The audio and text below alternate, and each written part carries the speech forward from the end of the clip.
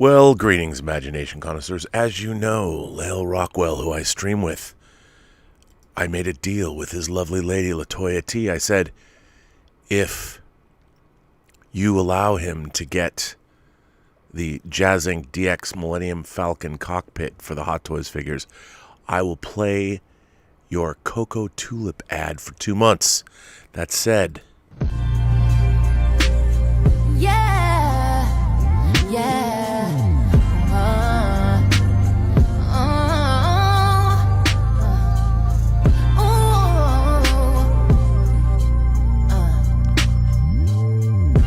Greetings, imagination connoisseurs. Once again, it is I, your Duke of Dope Discourse, Robert Meyer Burnett, and I invite you to watch and listen to the Designing Hollywood podcast, brought to you by Martika Ibarra and the great, legendary Hollywood costume designer, Marilyn Vance.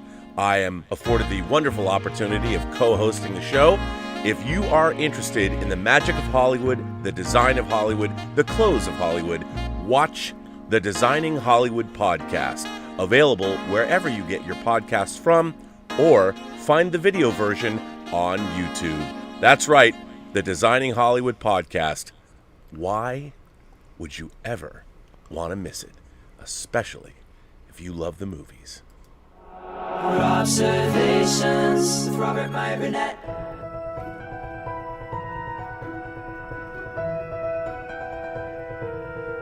Oops, this is actually 786. Sorry, I forgot to change the number. What are you going to do? Well, greetings, imagination connoisseurs. Once again, it is I, your Duke of Dope Discourse, your master of fun and wonder, your viceroy of verisimilitude, your sommelier of sci-fi and cinema, your evangelist of the imagination, and yet undefined, your existential Mr. Rogers. And since I'm streaming every day now with John Campea, I'm going to ask him what he actually means by this. And perhaps I'll make a video of him explaining it to all of you. That's right, I am Robert Meyer Burnett, and I am robcasting at you from the Robservatory. This is Robservations episode number 786. Coming at you, imagination connoisseurs, you members of this, the Post-Geek Singularity, the greatest community on YouTube or on the internet, the greatest fan community, perhaps, of all time. Welcome. So, it's kind of changing up around here. I mean, I work with John Campea now during the day, full time. And so sometimes I can stream in the afternoons when I get home early. Sometimes I can't. I'm going to try and do at least 3 shows a week, 3 Robservation shows during the week, probably in the evenings or later afternoons, either way. Still going to be here. That doesn't mean I'm not out scouring the interwebs to find interesting stories to share with you and to pontificate, to waps? Is that like the sequel to Baps? Wax rhapsodic about things I find that I think are interesting. And I did find something interesting today. It was in the Atlantic, and I wanted to share this article. So here's the thing. Many of you know that I don't like modern Star Trek. I really don't. I think modern Star Trek has not been about very much since 2009, which makes me sad, considering it was a franchise I started watching when I was 5, and it really fired my imagination. But beyond that, what I have noticed is fandom and society in general, we've become very tribal. We've become very... Like, I always thought, for me, like, if you were to look in the rest of the Robservatory, there is a very eclectic, frothy mix of goodness in here. There's all kinds of books and music, and it's I would say it's a very eclectic, diverse mix of pop culture. And I guess, it's sort of like what's an externalization of what's inside my head. But I've always thought it was important to sort of reach out. I'm interested in everything. Like, I'll watch movies from around the world. By the way, I didn't get to say it on this show. I'd like to give a shout out, or not a shout out, but just remember the great Monica Vitti, who I adore. She was a goddess. She died the other day was it yesterday or the day before, at 90. Who is she, you might ask? Well, of course, she starred in 4 of my beloved Antonioni's movies. She starred in his Ennui trilogy, La Notte, La Ventura, and The Eclipse, or L'Eclipse. And she also starred in his first color film, Red Desert, all of which I own on Blu-ray. And, of course, the French have restored Red Desert. There is a 4K restoration, so you can see that. Now, I often talk about the Ennui trilogy. I don't necessarily recommend it to everybody that watches this channel, but if you, I don't know how I would call this or how I would say it. If you are interested in expanding your cinematic horizons and watch something it's almost like going to an alien planet now, even though it stars human beings. Antonioni's Ennui trilogy, beginning with La Notte, La Ventura, and The Eclipse. And if you only watch one of those movies, watch La Ventura, and tell me what you think about it. But Monica Vitti passed away at 90. She was a goddess. But anyway, so I found this article, and Yair Rosenberg wrote this article, and apparently he has a newsletter or a blog called Deep Shtetl, which I've always loved the word shtetl. Deep Shtetl, and it is a subscriber newsletter, and if you want access, you can subscribe to The Atlantic. And he wrote this article that I came across. He actually wrote it on January 13th, but I didn't come across it until today. And the article is titled, "Your Bubble is Not the Culture." And I want to read this because I think it really applies to our world today. I'll be very curious. I mean, this is not going to be one of these Robservations that gets a lot of views. So those of you who are here right now, I very much appreciate it. But I hope people listen to this and maybe find something, because I think this article could probably be a great discussion piece. I'd love to bring it up at like a cocktail party or something. But yeah. But let's delve into it, shall we? Maybe you'll find it as interesting as I do. So again, this is Yair Rosenberg, and here's his article. I don't have anything against cultural and ideological bubbles. My family's a bubble. We have a host of in-jokes that no one else will get. A bunch of tastes that many others do not share. We regularly eat a dish called tuna quiche, which brings us joy even as it causes others to break for the nearest exit. This dynamic holds true on a larger scale from religious communities to pop culture fandoms. Most bubbles are a wonderful way to unite people through shared experience. They only become toxic when their members start believing in toxic things and then attempt to impose them on others. Sort of like if my family got really into cyanide quiche and started bringing it to synagogue and insisting everyone try it. In the real world, this looks like conspiratorial culture, from QAnon to societal anti-Semitism to 2020 election truthers. Thankfully, most bubbles are not like this. But that doesn't mean they can't have negative impacts. Some bubbles don't literally poison the minds or bodies of adherents, but they do disconnect individuals from the broader community and make it harder for them to relate to people around them, which has negative consequences for society at large. Lately, something like this has been happening in our cultural discourse. As a college student, I was the movies editor of the Harvard Crimson. I joked that this made me the most prestigious amateur film critic in America. In reality, of course, I was just a kid with no actual influence or expertise writing in my dorm room, which I can relate to as a YouTuber. In another, gentler universe, I'd have followed that path professionally, but unfortunately, I felt some nagging social responsibility to write about weightier topics like national politics, conspiracy theories, and anti-Semitism. Nonetheless, I continued to be an avid consumer of cultural criticism and occasionally don my old hat to engage in the conversation. Yair Rosenberg, who is on Twitter at Yair, Y-A-I-R _Rosenberg, Rosenberg, wrote this tweet about Spider-Man No Way Home.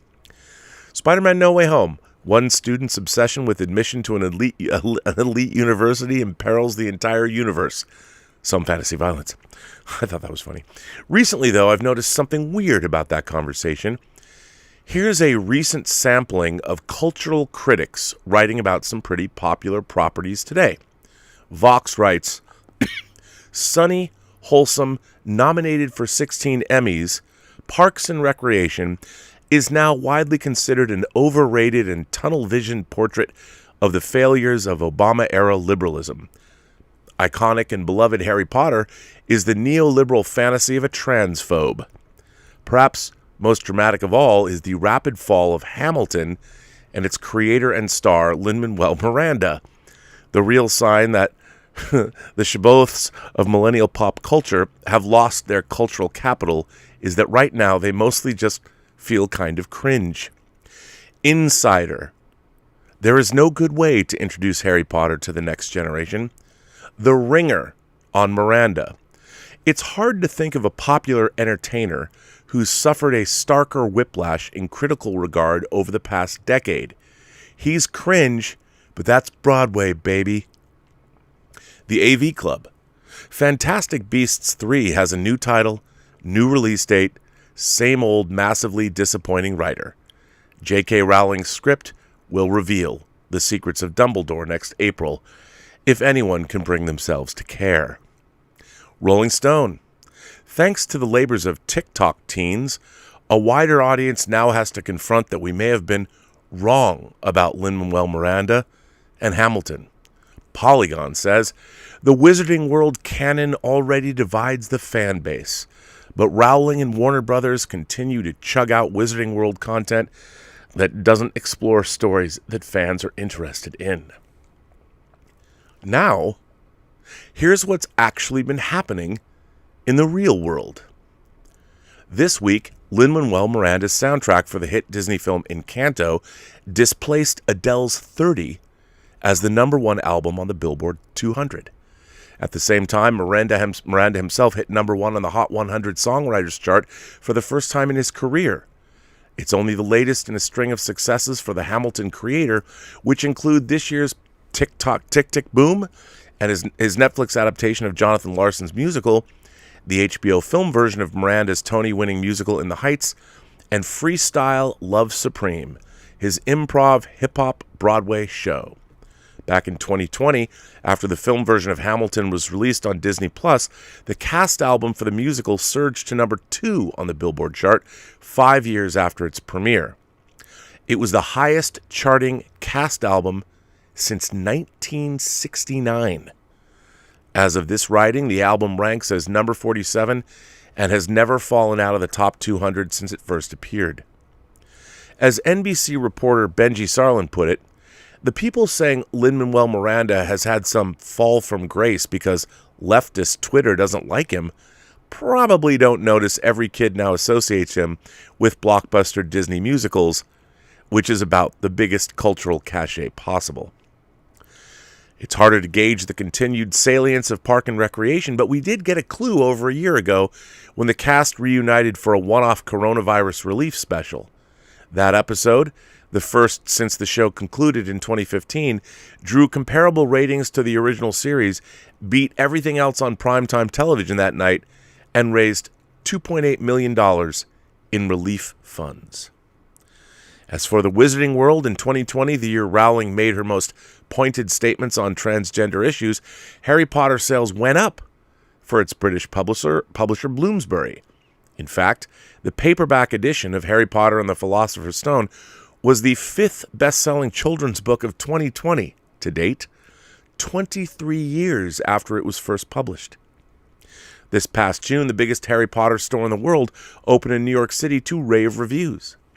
HBO is currently airing several specials celebrating 20 years since the first Harry Potter movie, and despite the pandemic, Harry Potter and the Cursed Child has reopened on Broadway. The persistent popularity of Potter probably explains why outlets whose critics insist that the Potter party is over keep publishing pieces about the franchise. Insider, for example, has run over 80 such items, from what it's like to visit the real-life Diagon Alley to 28 major Harry Potter movie deaths, ranked from least to most heartbreaking, in the last year alone. Some cultural critics may not know that Harry Potter is still massively popular, but the people running the click farms they work for do. Rowling herself is doing just fine as well. The latest entry in her successful Cormoran Strikes detective series, which she writes under the pseudonym Robert Galbraith, was an international bestseller and moved more copies upon release than any prior book in the series. In May, it won Best Crime and Thriller Fiction Book of the Year at the British Book Awards. Insider, on the other hand, called this same book poorly received. Rowling's October children's book, The Christmas Pig, another international bestseller, I was unaware of this, sold over 60,000 copies in its first week. The entertainment site Giant Freaking Robot said, J.K. Rowling facing brutal fan reactions to new children's book. Simply put, Rowling sells more books in a day than the critics claiming she's been shunned will sell in a lifetime.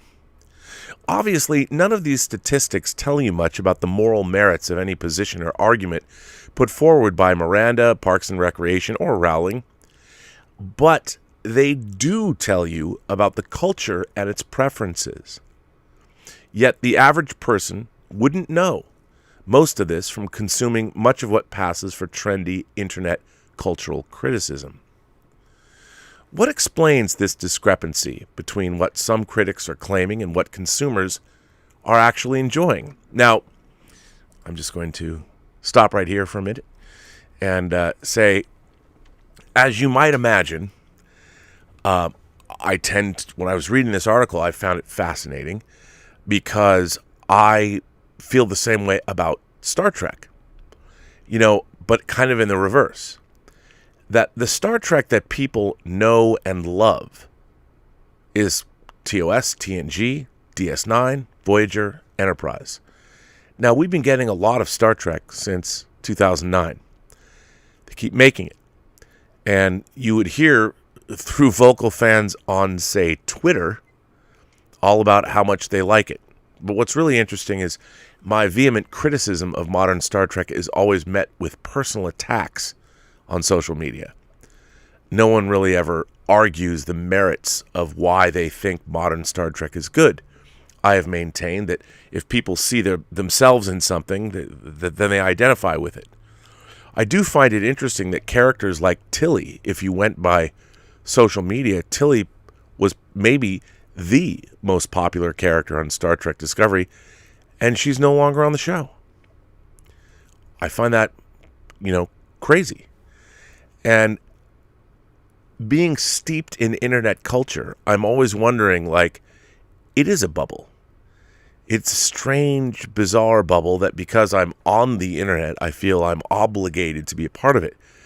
But it really has no bearing in the real world. Even cancel culture. If I were to leave social media tomorrow and people decided that for whatever reason I was canceled, I would never even know. Would it affect my daily life at all? Who knows? I wasn't even aware that Lin-Manuel Miranda, I understood what happened with the In the Heights film, which seemed a little crazy to me.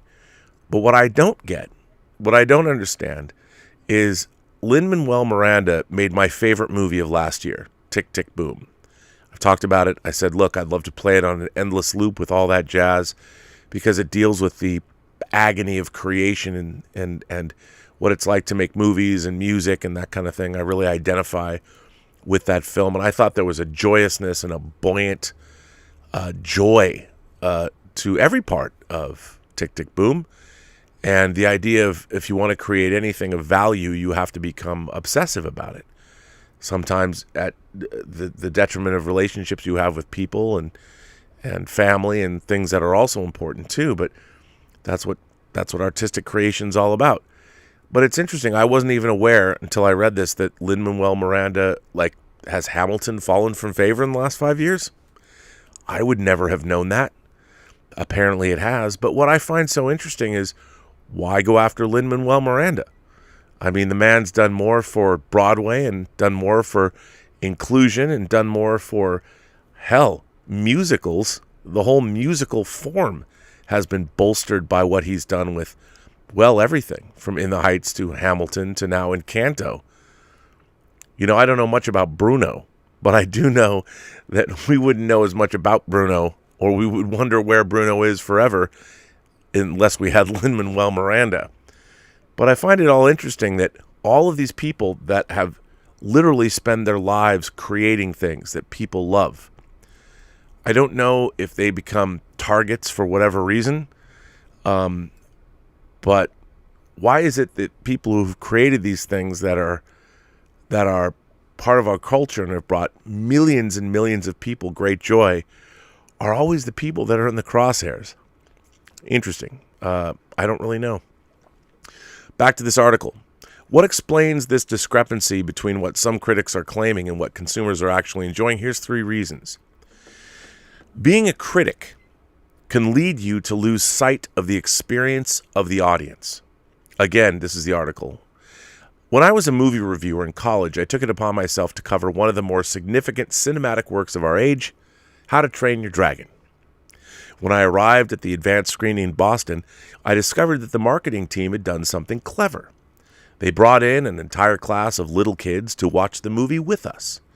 The promoters understood that adult critics were not necessarily this film's target audience, so they wanted to make sure that we got to experience it with some of the viewers who were. It worked. I gave the movie 4 out of 5 stars. But this disjunction between reviewer and audience doesn't just happen with children's movies. The problem with being a professional critic is that you end up consuming so much culture that you stop processing it like a normal person. Once you've seen your 20th car chase of the year, the novelty begins to wear off. Well, I would say that's true unless it's, of course, my 187th viewing of William Friedkin's superlative To Live and Die in L.A. But I digress. But the average audience member is not mainlining movies like that. A paint-by-numbers action or comedy flick may feel completely fresh to them, and so may a banal superhero movie or the latest Harry Potter or Star Wars release. There are no banal superhero movies. One of the many things that made the late Roger Ebert great was that he retained the ability to watch something as a conventional moviegoer and rate it accordingly, even if, as a critic, he'd seen 100 similar films and had a different reaction from that perspective. I would like to think that I, too, do that same thing. But when it comes to things like Star Trek, people are like, well, Rob, they're giving me reasons why I can't stand Star Trek today. Look, I try and view everything through the lens of entertainment, first and foremost. Great characters, great story. Is it entertaining? I do not look at modern Star Trek and want it to be like old Star Trek. That's not what I want. I want one thing, or 2 things, really. I want great characters and great storytelling. That's it. I don't think that we've been getting that from modern Star Trek since 2009. Roger Ebert knew that most people who go to the movies are not looking for the next great work of cinema, but rather something with which to enjoyably pass an afternoon with their families. So he would do fancy film events where he'd discuss the technicalities of cinematography and the work of Martin Scorsese, and then turn around and give 4 stars to Iron Man. Why would he do that? Because Iron Man's actually a really good movie. Who cares if it's part of the MCU, the dawn of the MCU? It's still a really good movie. There are a lot of people, I think cultural critics especially today, when the big debate, Roland Emmerich was the last person this week, we talked about it on the John Campea show, that the man who has Moonfall opening tonight and tomorrow, again, jumped on the bandwagon. Well, Star Wars films and the MCU ruining cinema. I don't think that's true. I looked at Moonfall, and I went into Moonfall really wanting to love it. As I said, I'm an easy lay, and as the chat was talking about earlier, I don't need Wet or Astroglide. Just plow that Moonfall right into me, I'll be your insatiable bottom for that movie. I'm there for you. I want Moonfall to hit me hard and fast. But it didn't. It wasn't good. I wanted it to be good. I wanted it to be better than it was. I love Roland Emmerich movies. I love Independence Day. I love The Day After Tomorrow. I love Stargate. I don't love Independence Day Resurgence. I even kind of like White House Down. Not as good as Olympus Has Fallen. But I can watch these things within the context of how they're intended. And even in terms of Roland Emmerich, I'm like, bruh, come on. In Moonfall, I was singing songs about moonfall. I'm being followed by a moonfall, whatever. I'm being shadowed by a moonfall, moonfall, a moonfall. I was ready. I was there, man. I was there with my legs spread open and ready to be plowed by the moon. But I didn't get that because it wasn't that good. But I can look at it and go, hey, I didn't expect moonfall to be high art. You know, it wasn't Amadeus. It wasn't Lawrence of Arabia. It wasn't, it wasn't Amelie. I wanted Moonfall to be the best Moonfall movie I'd ever seen. It wasn't. But the point is I think that an astute moviegoer can, like, when I'm going to see, everyone's like, they make fun of Roland Emmerich movies or Michael Bay movies or whatever. I like those movies. Like, I know when I go see a Michael Bay movie, you can make fun of Armageddon all you want. I like it. Call it a guilty pleasure. I enjoy what it's supposed to be because it knows what it is. I think Roland Emmerich knows what things are too, but sometimes he loses the plot. I think Moonfall, it's so funny to think of, well, it's no 2012. Where are we at? I don't know. But then our author here goes on to say, it's actually pretty hard to make this pivot. Here's an example from my own life. I can't bring myself to watch Red Notice, the Netflix action comedy starring The Rock, Gal Gadot, and Ryan Reynolds. To put it gently, it's not the sort of film designed to tickle the senses of cultural epicures. It also became the #1 movie in 93 countries, leading Netflix to commission 2 sequels. Yet I doubt you've read much about the film or its fans because it's geared toward audiences and not critics like me. I know that my own preferences here are not the norm. Let me hang on. Let me put this article back up so you can see the article. I know that my own preferences here are not the norm, but when critics lose sight of why most people consume culture, they start missing what makes most things popular. In their search for significance, they forget about the fun. Many cultural critics live in an unrepresentative internet bubble. Much of the current divergence between elite discourse and popular preference can be reduced to a simple heuristic. Most critics are on Twitter. Most consumers are not. If you examine the coverage proclaiming the end of Harry Potter or Lin-Manuel Miranda or castigating any other wildly successful cultural product or personality, you'll quickly spot a pattern. The only evidence they tend to cite is an assortment of tweets. But just because something makes waves on Twitter doesn't mean it actually matters to most people. According to the Pew Research Center, only 23% of U.S. adults use Twitter, and of those users, the most active 25% produced 97% of all tweets. In other words, nearly all tweets come from less than 6% of American adults. This is not a remotely good representation of public opinion, let alone newsworthiness, and treating it as such will inevitably result in wrong conclusions. To be clear, my own profession is just as guilty of this practice. Political reporters and elite opinion makers are often similarly misled by viral content on social media and mistake Twitter trends for electoral realities. As I've discussed elsewhere, I've fallen for this ruse myself, most notably when I discounted the viability of Donald Trump's 2016 candidacy because my peers on social media did. To take another example, Joe Biden had few Twitter fans during the 2020 Democratic primary, but he had many more voters. Twitter is real life for the people who are on it, but most people are not on Twitter. I would say this about modern Star Trek. Where's that audience?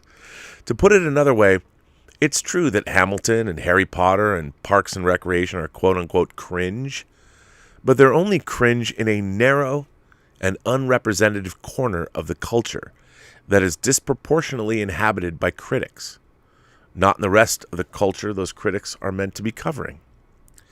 Just as most people do not watch CNN and have no idea what's in President Biden's proposed Build Back Better Act, most people are not even aware of J.K. Rowling's tweeted views on transgender topics, let alone have had those views color their engagement with her writing. They don't know about random Twitter-stoked controversies involving Aaron Sorkin or niche TikTok roasts of Lin-Manuel Miranda. They just consume culture that they like, and they go on with their day. If someone can't appreciate popular culture in this way, they will have trouble understanding why most of it is popular with its audience. This doesn't mean we cannot or should not consider other issues, like the politics of certain creators or creative choices. When evaluating art, we should. But if a critic allows those to dominate and color every piece of commentary they write, they will gradually become alienated from the very culture they're attempting to cover. If this is true, though, why do some critics nonetheless reduce their evaluation of art to its perceived politics? Culture writers, like most people, want to justify their existence and significance. As an undergrad, I took a popular course about classical music called First Nights. The class surveyed general great works of music through the centuries and culminated in the performance of a new piece by a live string quartet. As part of that process, we got to interview the musicians. Someone asked them the obvious question, what good does classical music provide to society? I've never forgotten the answer one of the performers gave. Well, he said, I look around at our planet and see humanity destroying itself through climate change, conflict, and squandering natural resources. And I figure that one day when we've destroyed ourselves, some civilization or aliens will find this music and realize there was more to us than that. What amazed me was that this talented performer couldn't just say, I love music, and I'm lucky enough to have found a way to get paid to play it and bring some joy to those who also enjoy it, while supporting myself and my family. He had to be saving our entire civilization's reputation in the eyes of extraterrestrials. Ever since then, I've been attuned to the heroic stories people tell about their jobs, as opposed to the reality about those jobs. Everyone wants to believe they're saving the world, myself included. I noted earlier that I went into journalism rather than film criticism because I felt vaguely embarrassed about pursuing something less socially significant. I suspect some actual critics feel similarly conflicted about their work. Watching movies and television for a living can seem privileged and indulgent compared to other vocations, especially in a world on fire. But once you start treating television and film as politics, suddenly the project feels far more consequential. Now, here's something, and I'm completely relating to this article. And, I have loved the power of storytelling, but I like all stories. I mean, I'm a film snob. I mean, I love what I consider to be great cinema. But on the other hand, I'll still watch and adore a Tough Turf or a Star Crash or Shin Godzilla. I like all of these kinds of things. I think Shin Godzilla is actually a legitimately good movie. Some say it's maybe the best Godzilla movie. I mean, it's still a man in suit with a CG assist, but I mean, I don't sit there and go, well, Godzilla movies aren't cinema. They absolutely are cinema. Just like any movie is some kind of cinema. And while I love my Antonioni Ennui trilogy, I can also enjoy Infinity War and Endgame, which I do think, and I can honestly probably argue this, Infinity War and Endgame are two of the finest examples of fantasy cinema ever made. And if you went back 30 years and somebody showed you those two movies, you would have been astonished. Your jaw would have hit the floor. And I think that I understand that when Martin Scorsese talks about comic books ruining the motion picture industry, what he's meaning, what I take him to mean, is that my beloved Ennui trilogy has no place in our culture today. I think it'll always have a place, but our pop culture has forgotten most of those movies.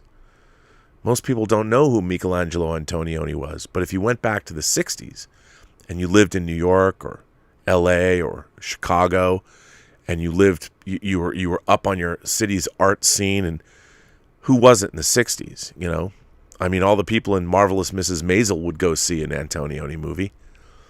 We don't even have that anymore. That was a movie that people would go to and then go to a cafe and puzzle over it and discuss it and talk about it.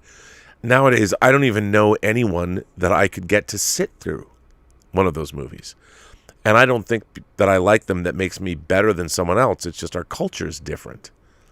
Things are different now than they were, say, 10 years ago or 20 years ago or 30 years ago. And that's okay. That's where culture is at. But let's continue on in this article. I became a reporter to seek similar relevance, but the truth is this profession is not that different. Journalists want to believe that they're Woodward and Bernstein speaking truth to power. Most of the time, we're not. What we write will rarely change the world, and there's no shame in that. Informing or entertaining people, earning an honest living, and putting food on the table for yourself and your loved ones, those are all good and praiseworthy things. But they are not the noble narrative that most people tell themselves about their work. The deep-seated need to justify one's own relevance is how we end up with cultural criticism that evaluates art as politics, rather than as art which also has political elements. It's how we get PlayStation 5 reviews that scold people for owning one, I own one, and being excited about it, because purportedly only privileged people do things like that. I suspect that if folks felt less guilty about what they were doing, we'd get less of this sort of writing. To be sure, criticism is not purely populist endeavor. The role of a reviewer is not merely to follow and explain the crowd, but to evaluate art regardless of public opinion and hold it to the highest standard. But lots of what passes for criticism these days isn't that. It's just following a different, much smaller crowd, typically on social media. And this undermines the entire project. Cultural criticism, like any form of guidance, can't be heard when it's entirely disconnected from the people it's meant to reach. After all, if anything is cringe, it's culture writers telling their audience that they should hate the things that bring them joy, especially at such a difficult time. Now, this article, I would like to remind you all, is part of the Deep Shtetl, a newsletter about the intersection of politics, culture, and religion. And I'm going to put this into the live chat if you want to see it and follow it. I do think it is worthwhile. I really enjoy Meyer Rosenberg. And there you go. So you have a link to it now. But, you know, because I think about this a lot. I mean, look, this is the 786th episode of Robservations. I've done over 3,000 YouTube shows where I've pontificated about, most of the time, stuff that I've really, really liked. And yet I'm highly critical of things like I love Star Wars. I love the original Star Wars, and I loved Empire Strikes Back. Since then, I've never loved Star Wars as much as I love those two movies, for various reasons. Now, I understand why people love things like, say, Return of the Jedi. I mean, I do. I don't think Return of the Jedi is a particularly good movie, especially when compared to Star Wars and Empire Strikes Back. I know that there's a lot of people that love Return of the Jedi. But I think that objectively, if you go back and you try and watch all three at one time, the limitations of Jedi are very apparent. But that's okay, you know. And I feel that way about a lot of things. But that doesn't mean that I ever want to tell somebody that they shouldn't like something that they like. I've been very careful to always say there's going to be people that come to modern Star Trek, that's Discovery or Picard or Strange New Worlds or Prodigy or Lower Decks is going to be the first time anybody encounters Star Trek. And I believe that Star Trek, it's very interesting. Now I'm getting more and more people that are telling me, well, Rob, you know, there's nothing in the original series that is at all as good as episodes of TNG or Deep Space. And I'm like, one, I don't think that's true, but to me, there's really only one Star Trek, and that is the original series. I don't have to argue whether or not it's good or bad, or I don't have to argue the merits of it at all. History has done that for me. Star Trek is 56 years old this year, and I certainly don't have to defend the original series. I don't expect what I find interesting about it is that people when they go back and they watch something from 1966 and they suddenly, like, one of the frustrating things for me is that people in their criticism don't take into consideration the fact that it was made 56 years ago. And if you really want to be a great critic of something, you have to look at it in terms of when it was made. You have to give it consideration as to when it was created and for what culture it was created. To try and judge something that was made 56 years ago by today's standards means you're not a very astute critic. You have to. It's like a handicap in golf. I mean, my mom was pretty much a scratch golfer, which means she had no handicap. But in order to finish an 18-hole course, your handicap is how many strokes over par are you normally. And it builds that into you as a golfer. You figure out, okay, I'm a 15 handicap or a 10 handicap, or in my case, probably a 25 handicap, which means I'm going to take 25 more strokes to finish the course than a scratch golfer might, like my mother. And I've always thought, well, that's a good way to lead your life. What is your handicap in life? Not meaning it's necessarily a bad thing, but, how many strokes over par do you need to accomplish your goal? And there's no shame in that. Hopefully one day you will be a scratch golfer. But I feel that I think when looking at something from the past, you have to handicap it, and that's not a bad thing. Anyway, I really like this article. I don't know what you guys would think about it. I know it was a little long, but I really enjoyed it. Let's see what you guys all have to say now. What have you been firing in terms of super chats and things? Joshua Levesque says, "Hey Rob, who do you have winning the Super Bowl?" Well, the Rams, of course. Now I'm torn because if it's not the Seahawks, I have to vote for my hometown team, which is the Rams. And the Rams at SoFi Stadium, the brand new stadium. If for nothing else, that my friends, the Batemans, who were instrumental, they were carrying the torch to get the new stadium made, to bring the Rams back here, all of those things. I would love to see the Rams win. Wouldn't it be a great story? But then on the other hand, Chef Pleasures himself, Ray Ora, the Cincinnati Bengals, if they won the Super Bowl, it would be a great, great finale to an amazing year for them. So while I would love to see the Rams win, I also think that in a way, wouldn't it be a great story if the Bengals, who no one ever thought would get to the Super Bowl, would win the Super Bowl? So I really think that for maybe the first time in a long time, everyone can look at this Super Bowl with a smile on their face. Because, the Aliens versus Predator ad line, whoever wins, we lose. Well, it's the opposite. It doesn't matter who wins or loses, we all win. I think this is a Super Bowl that's going to do nothing but put a smile on everyone's face. And with the talent they've assembled for the halftime show and the commercials this year, I think coming out of the pandemic, the Omicron variant is diminishing across the land. Things are good. I think that whoever wins this year's Super Bowl, it's going to be a hell of a game. As long as we get a great game, I'm excited. Mikey Lito is here. Mikey and I both love Tick Tick Boom and Lin-Manuel Miranda. Mikey says, "Your topic tonight is near and dear to my heart. I can read a tweet or an article, and the cavalcade of diverse and distressing opinions is enough to make me want to turn off the computer and never turn it back on." Yeah, what I find so strange is, despite the fact I rail about Star Trek, my default position, life's pretty fucking good. Despite all the horrific stuff that human beings do to one another, and the negativity, it's so easy to espouse your negative thoughts to the world. Life's pretty fucking good.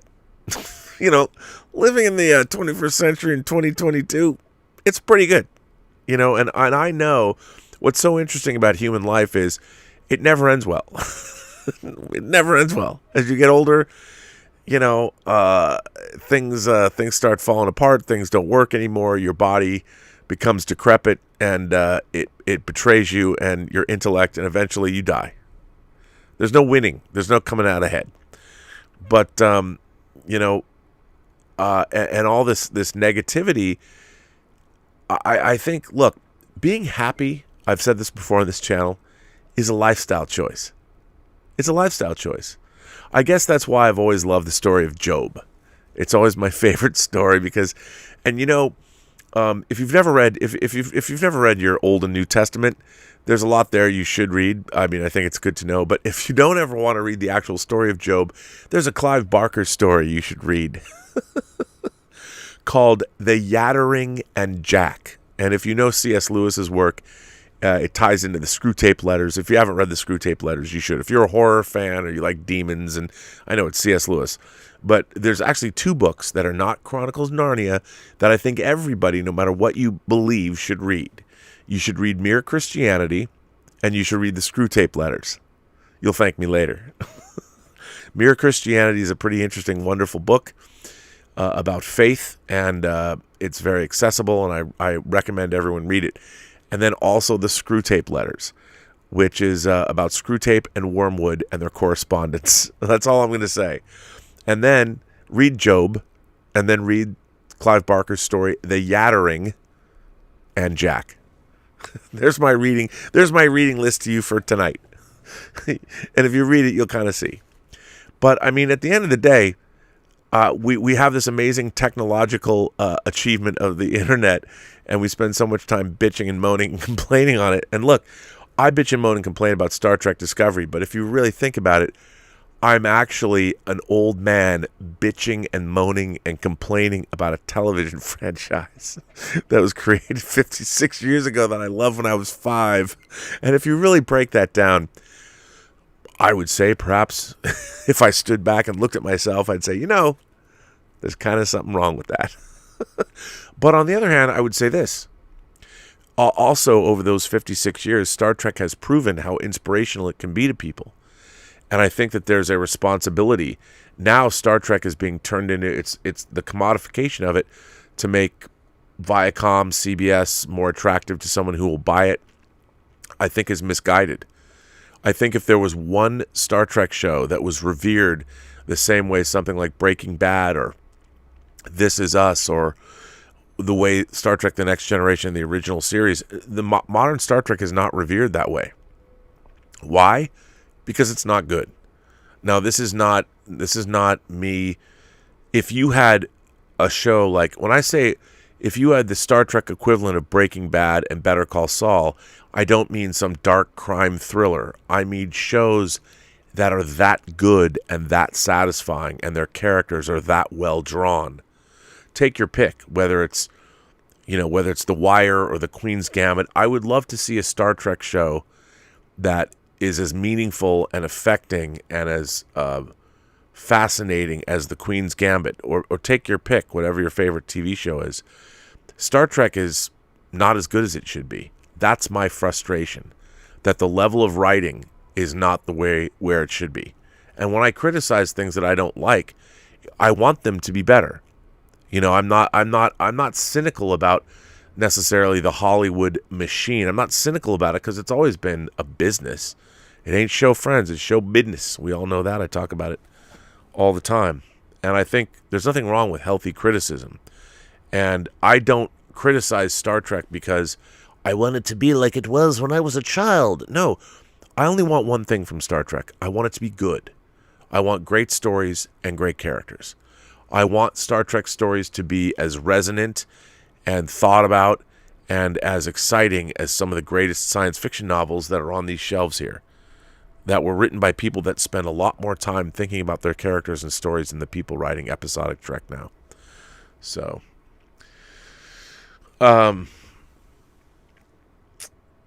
Joshua Levesque goes on to say, thoughts on the Book of Boba Fett so far? Cad Bane looked awesome. Yes, that was, I love seeing Cad Bane in live action. It was great. I think the Book of Boba Fett is all over the place. I find it inexplicable. I do not understand what the conception of this show is. And, you know, not to criticize, The Mandalorian has been fun, but it's not the end all be all. And I want the Book of Boba Fett to be great. I really do. But I think, again, the Book of Boba Fett, talk about a show that should be like Breaking Bad. I wanted to see something like Breaking Bad in space. That's what I wanted. I wanted that caliber of writing, or the first season of The Sopranos, or The Wire, or something like that. I want, and people are like, well, Rob, it's a family, sci-fi show for children. But it's not. I mean, you got a character like Boba Fett, and what do they do? Boba Fett, the Boba Fett character was the man with no name. I mean, if you're going to do a Boba Fett show, I want to see the space equivalent of the Man with No Name trilogy, something along those lines. I felt we got what we're getting with modern Star Trek, as much as I might enjoy some of it. And, hey, it's great to see the Mandalorian come back and all of those things. But I still feel like it's almost like we're watching a Saturday morning cartoon or Saturday morning live action TV show of Star Wars. I want the Breaking Bad of Star Wars. I want to see something that is resonant. That's why I always go back to Godfather 2. Especially when you have multiple storylines in different time periods. And I want to see something that's that good, because if you go back and you watch Star Wars and Empire, they're escapist entertainment, to be sure, and you can't watch the special editions, because I think the special editions diminish those films. The CG editions really, especially in Star Wars, totally shatter the verisimilitude of that movie. But, that's just me. But that's what I think. I think Book of Boba Fett has been... frankly, it's a mess. There's a lot of it that I've enjoyed, but as a show, as a narrative, I'm like, what? The Book of Boba Fett and the last 2 episodes have been about the Mandalorian, and let's throw Luke, and what does Luke and Grogu have to do with Boba Fett? I mean, even if Grogu comes back and joins the fight, what does it have to do? It's not... I would expect the Book of Boba Fett to be Boba Fett's story. And, let's face it, The Mandalorian was a Boba Fett TV show. They just wanted to make it their own. Disney didn't want to bring back the character, and then when they brought back Boba Fett in the show, now you have 2 different Mandalorians hanging out on Tatooine, or 2 different Mandalorian armored up dudes. It was very weird, and I get why they did it. But I think what I wanted was to see, I wanted to see a Michael Mann story, like Thief, which is one of my favorite crime thriller movies. James Caan, 1981. It was Michael Mann's first theatrical feature. I wanted to see the Book of Boba Fett be like the movie Thief. And I'm not saying that it has to be like the same plot, but I wanted to see a character examination of why does any person, clone or otherwise, choose to participate in the life that they're in. And I don't feel that we're getting that at all. And that's what I wanted. Now, people always say, "Well, Rob, you can't review the show you didn't get. You have to review the show that you got." I'm like, okay, I will. But the thing is, everything we know about Boba Fett, if you go by canon, is he was a bounty hunter in Empire Strikes Back, and he was cunning, and he outsmarted Han Solo. He knew Han Solo's tactics. He was able to figure out that they were going to Bespin, and made sure that the Imperial garrison got there way before the Millennium Falcon did, because it had no hyperdrive. So Boba Fett was a really capable, cunning opponent and was really good at his job. And I want to find out, and then when we saw him in episode 2 as a young boy, Jango Fett's kid, I think the mystique of Boba Fett was significantly diminished. And the fact that Jango Fett, his father, got beheaded in the Battle of the Geonosis Arena, again, it just diminished the character, and certainly Jedi diminished Boba Fett further. And I think that watching Boba Fett running around a kitchen, holding up a rabbit droid saying something to the effect of, "I am Boba Fett." Why are you saying this to a droid? I think that the attitude towards Star Wars, that it is being basically made for children, is wrong. I think that Star Wars, even George Lucas, I'm making it for kids. Star Wars was something, it was a universal fantasy that appealed to kids of all ages. And I think that part of the reason that we are getting the Star Wars that we're getting is that Disney is deeply conflicted as a company. They're trying to make something for all ages. But when you're making a story about a bounty hunter who has killed and enslaved and all these kinds of things, the idea that you're going to have to make all these characters noble and inherently sort of, well, they're not just evil, there's good in all of them, diminishes what you were dealing with in the first place. And I think that's the problem. So, anyway, Pooch sends in a tip and says, "Hi, Rob. I'm so very happy for you to be on the John Campea Show full-time and the future of that endeavor. Strangely, I'm watching daily again since your return. Thank you for observing, Rob. You're our only hope. Gilbert and Tallulah messaged me they'd love a stroll. Well, Gilbert and Tallulah will be getting a stroll in 20 minutes. So, there you go, Pooch. But thank you. I very much appreciate the kind words. Sonny Dominguez, my man. Sonny Dominguez. I've been wondering, you've been in Texas all month. Sonny says, in Texas till the end of the month, listening while arranging my comic collection at Mom's. Contemplated if time to move back. Life in LA has halted for me. Disillusioned by industry politics and friends who've joined cancel culture mob. The show rekindles me. Thank you. Well, Sonny, I appreciate that. Yeah, you know, it's really interesting. What's so strange to me about cancel culture is I take no joy in going after people personally. I mean, I go after creators I think that are falling down on the job, but I'm trying to be critical of their work. But it is disheartening. People, these cancel culture mobs, there's a lot of joy in them. They like canceling people. And I guess it's because they themselves haven't. I'm honestly, as I get older, I'm really tired of people. As somebody who busts my ass for hours and hours on end, making things with not ever knowing whether or not people are going to see it or watch it or like it. I basically bust my ass on the projects I work on for their own sake, just because I personally enjoy the work. I find myself as I get older having less and less sympathy for people who aren't willing to put in the time, but then they expect that the world owes them a living, and they get angry when they haven't achieved whatever they wanted to achieve in life. And I'm like, okay, but you know, work harder, I guess. I don't know, or work more effective. It's hard to say, but you know what? At the end of the day, I'm with you. I mean, I wonder, like, do I want to spend another 5 years making a low-budget indie movie that I won't make a dime on, but, you know, UNESCO tweets it out? On one hand, the actual act of making Tango Shalom was incredibly gratifying to me. But I know that people look at me and go, well, Rob, you know, it was just a low-budget indie film that was never going to make a lot of money. I'm like, yeah, but I'm proud of the work. You know, Tango Shalom, one day someone will come across it on late night TV or something. Oh, I saw this cute little movie last night. I really liked it. And people just take for granted that when they sit down and watch a movie, it's entertaining to them. They don't realize how much blood, sweat, and tears went into even create the best trifle of a movie. But I'm proud of that work. I'm proud of all the things that I've worked on. You know, a lot of the things I've worked on are not the greatest things in the world, but I'd like to think that I made them a little bit better than they were before I got there. And there's a great satisfaction in knowing that that's the case. I mean, as I get older, I can sit back and go, you know what? I might not have been Steven Spielberg, but not a lot of people were Steven Spielberg either. But I did get to work in my profession of choice. I was a kid growing up. I loved the movies. I got to work in the movie industry. I got to work in the movie industry as a fan and a professional. And I got to really, I mean, I spent time on the sets of everything from X-Men to Chronicles of Narnia to Lord of the Rings. And I had a great time. I got to make a movie with my idol, William Shatner, and direct him and write lines that he said. And in terms of fanboyness or having a career, I've had a great time. And, hey, I got a lot more to do yet.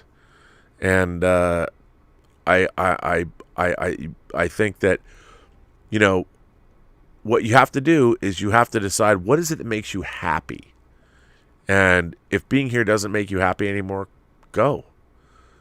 You know, I think we tend to forget that our lives on this planet are finite. And find something like, when you get up during the day, you should be having fun.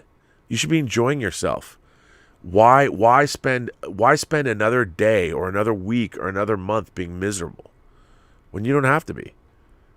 I mean, you can go back home just hanging out with your mom, having her make you a sandwich is better than living in LA and not having her make you a sandwich. So, I wouldn't think that that's a bad thing if you want to stay there. Brian Hepburn. Hello, Brian. The Kindle of Shiny Mando, the Book of Boba Fett. The Kindle. Yeah, it's just so weird. You're making a show called The Book of Boba Fett and 2 episodes are about the Mandalorian. I mean, how does Tamora Morrison feel? How does the rest of the cast feel about that? Rhea Lavi sends in a super chat and says, what are your thoughts on Michael Piller, Star Trek The Next Generation's head writer, changing the direction of writing from adventure-based to character-based episodes? Well, okay, for those of you who don't know, and many of you might not, but I spent 3 years making documentaries about the making of Star Trek The Next Generation that appear on the Blu-ray sets, and I'm very proud of that work. Roger Lay Jr. and I worked very closely with the Akudas, and for 3 years we were the only people making new, I know it's documentary programming, but we were working with the cast of both Enterprise and Star Trek The Next Generation, and we did a lot of documentary work. Hours and hours and hours and hours and hours of work about the making of the show. Michael Piller, who passed away, sadly we couldn't interview him. Michael Piller famously, when he came on board Star Trek in the 3rd season, the first 2 seasons of Star Trek of Next Generation were trying to emulate the formula of the original series, where there would be some external event and then our characters. Whereas Michael Piller, in a way to modernize the show, and I think this was an incredibly, it changed Star Trek forever. He said, look, all of our stories have to begin with one of our characters and move outward, as opposed to being external and come inward. And that was a fundamental shift in what Star Trek was. And for the Next Generation, and for the 89-90 season, when Piller came on board, it made Star Trek into something that was relevant for the late 80s and early 90s, and kept Star Trek relevant throughout that decade, all the way really to the end of Enterprise in 2005, even though he'd passed away by then. So it was, I think, a huge deal, and it changed Star Trek for the better, and it kept it relevant, and I think it absolutely was. It was amazing. It was amazing what he did. And, you look at stories. I mean, in the 3rd season, even though Ira Steven Behr, he only worked on Next Generation for 1 season, and that was that season when he came on board. The 3rd season of Star Trek, from a production standpoint, a writing standpoint, was an absolute mess.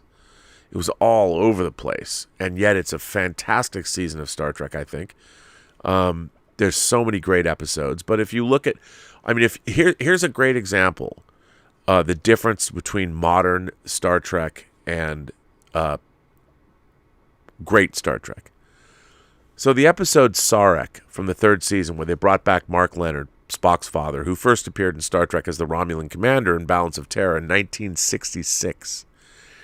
They brought him back again. Obviously, he was in Star Trek 3, he was in Star Trek 4, he was in Star Trek 6, but he came back to play Sarek, the same actor, playing Spock's father.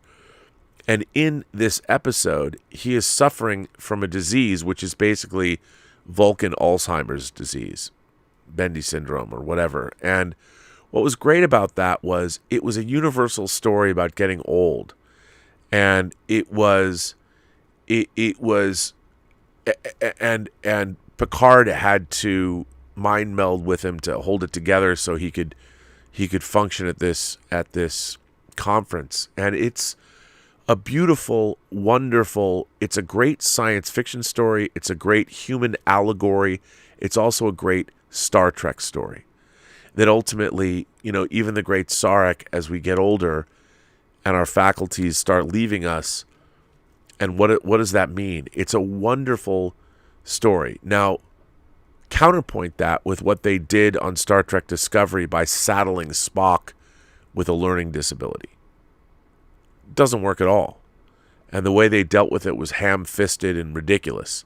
See, because the difference is that the character of Sarek within the universe of Star Trek could absolutely get older and develop some kind of a syndrome. That's what happens when humanoids get older. So you weren't imposing some hot button topic onto Sarek. You were dealing with something that happens to everybody. It was a universal theme. But the thing about the character of Spock is that he is a man of two worlds. He had to be both a better human being and a better Vulcan than the human beings he served with or the Vulcans that raised him, and that's what that's his jam.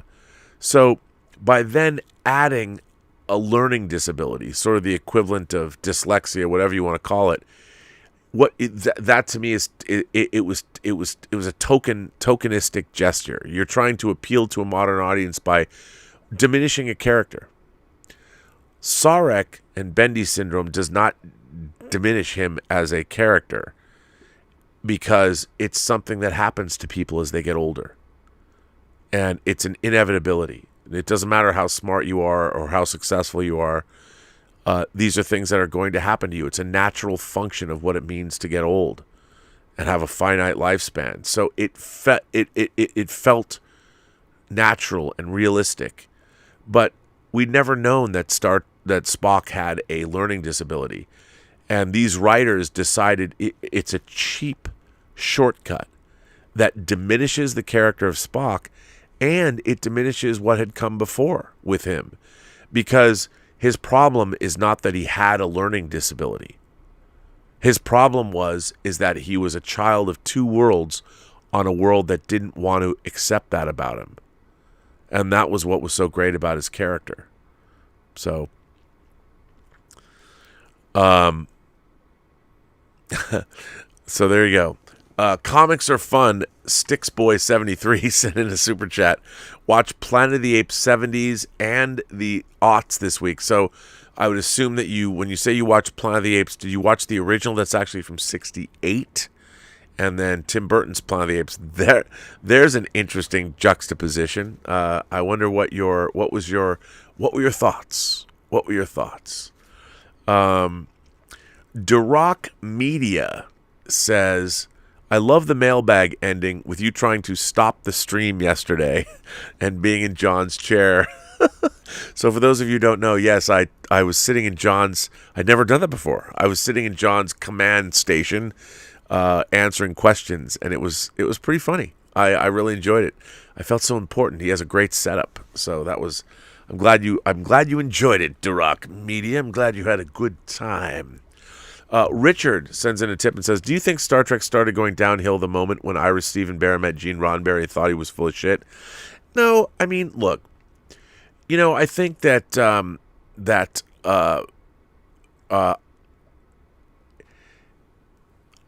Roddenberry came out of a different era than Ira Bear did, and I love Ira Stephen Bear. I think he's amazing. But, Gene Roddenberry was a guy that once Star Trek became successful in syndication, I mean, imagine, Gene Roddenberry came out of World War II, and he was a cop, and he wrote speeches for the police chief of Los Angeles, and then wrote on shows like The Lieutenant and Have Gun Will Travel, and then he created Star Trek, which was embattled from the beginning.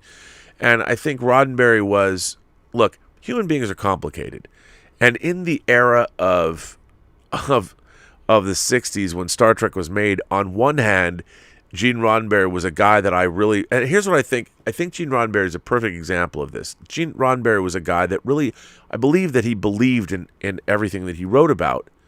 But on the other hand, he was a human being that he liked pretty girls. He liked mini skirts and go-go boots and all of those things. In his writing, he knew we now expect everyone to be a fictional character that only espouses or only is like some perfect human being. But really human beings are full of lust and greed and envy and all of those biblical traits that we're supposed to move away from. And I think we can be both, and we've kind of forgotten that. And I think that there was a time when the dichotomy of human existence was much more understood than it is now. Do I think that people should be absolved of being horrible people? No, I don't. But I think you can believe certain things, and yet you can also be somebody that intellectually you might believe something, but you also have appetites and things that are hard to manage. Human beings are complex creatures, and this weird idea that we expect everybody, you're either perfect or you're not. That No, we're an amalgamation of all those things, and it used to be sort of more understood than it is now. And I think when Ira Bear met Gene Roddenberry, everybody looks at Roddenberry on one hand as this messianic figure. Look, he was a guy trying to make a TV show and make a buck. You know, he wanted to do Wagon Train to the Stars, and he made something that took on cultural significance, but it wasn't only him making it. You know, you had Dorothy Fontana, you had Gene Kuhn, you had all these people that also came on, just like George Lucas had his wife, Marsha Lucas, and he had Gary Kurtz, and he has all of his collaborators, that Star Wars was actually the result of a collaboration of a great many people, as was Star Trek. And yet Roddenberry created it just like George Lucas created Star Wars, and I never want to take away or diminish the creation of those beloved franchises. But the fact is, left to their own devices, Roddenberry on his own and Lucas on his own were not as successful as they were when they had collaborators giving them input and accentuating and polishing their ideas and turning them into something greater. And I think that's always important. And I think sometimes people forget that. Putch, not pooch, just Putch. And by the way, Sir Robert, I completed our homework from the last show, Joshua Levesque, and watched and rewatched Balance of Terror. I found no villain anywhere, visible or invisible. He was a captain trying to protect his crew and fulfill his orders. Frickin' men. Yes, Balance of Terror is a fantastic episode of science fiction television. And it proves my point. The best Star Trek does not have villains. It has antagonists. And modern Star Trek does not understand this. And when they do, they're misunderstanding it. I agree. Richard goes on to say, it just felt like Deep Space Nine could be at times feel like a personal and furious rebuttal against a dead man. I don't necessarily feel that way. I mean, a lot of people have always said to me, well, you know, Rob, Deep Space Nine is not the utopian society that Roddenberry postulated. Well, I would say no. I mean, Roddenberry really embraced this utopian ideal for Next Generation because I feel it was kind of imposed on him. You know, everyone's talking about, well, Star Trek is about this optimistic view of the future. Well, yeah, it was, but it still was dealing with what does it mean to be human in the future?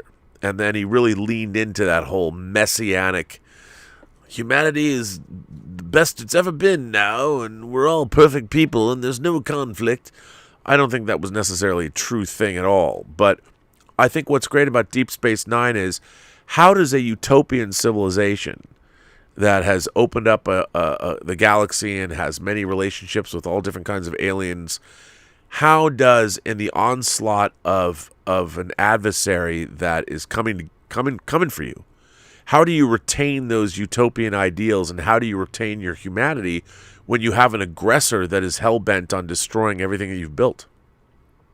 I mean, I think that was what was so great about Deep Space Nine, is that you have these people that are trying to live virtuous lives in the face of a galactic conflict. And I think that's absolutely what Star Trek is. And to me, that was a great logical extension to take the franchise. And I think Ira Bear and his writing staff, you know, people like Robert Hewitt Wolf and all the people that worked on that show, they did a phenomenal job. Ron Moore came on. He wrote great stuff for Deep Space Nine. I mean, it was really a great idea. It's still yet... the people in it are still trying to be the best people they can be. And I think it's great stuff. Well, everyone, I am going to bring an end to this episode number 786 of Robservations, the show about something. I want to thank everybody for being here. I want to thank everybody who supports the channel via Super Chats and tips. I want to thank my moderators, like Joshua Levesque and Brian Hepburn. I don't know who else is here, and all the members who are here, and thank you for being a member, like Alan Chamberlain, who says Star Trek should have started where the timeline left off. New ship, new crew, 5-year mission in the unknown. I couldn't agree with you more. Ishan Kumar and Dennis Mason for being members, they're here too. Mike Alito, of course. Any curling on the Olympics tonight or just the opening ceremonies?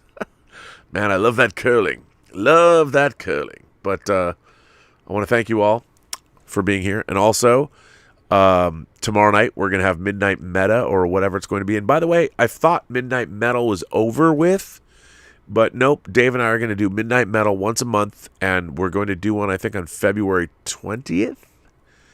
About Texas Chainsaw Massacre. We both have a lot to talk about. Yeah. So, hey, a lot of good things coming. There's more stuff that's going to happen on the Burnettwork. By the way, the website has been totally revamped. It even has a new web address, postgeeksingularity.com. Go check it out. There's the daily dispatches that you can see, stories that I might not necessarily cover here, but are of interest to imagination connoisseurs. So check that out. And this has been a lot of fun. Richard goes on to say, the quotes do feel like that, though. Cisco says, it's easy to be a good man in paradise, written by Ira Stephen Barrett. Yeah, that's the thing. I mean, I think that was what Deep Space Nine was all about. You have to be ever vigilant. Even though you have a utopian civilization, somebody can come and wreck shop and destroy everything that you've built. You can never be too complacent. And I like that. I mean, I'm a huge Deep Space Nine fan. I really like that show. I think it's my favorite show since the original in terms of Star Trek. But, again, it was very inconsistent. It was like changing its premise the first 3 seasons. It was changing its premise all the time. In season 1, they're trying to figure out what is this show. Season 2, you had all the angry Bajorans and all that politicking that was going on. In season 3, you had both Discovery and not Discovery. You were discovering things with the Defiant and all that. There's some great stuff in there, but then it settled into what it ended up being about, which was a war story. It was about a fort on the edge of this massive conflict where, and it worked out really, really well. Seasons 4, 5, 6, and 7. I maintain the 6th season of Deep Space Nine is the strongest single season of modern Star Trek ever in terms of satisfying storytelling. But anyway, I want to thank you all for being here, and remember, every person you meet has a story to tell that you have yet to hear. And all you have to do is listen. And with that, I would say to all of you, have a better night.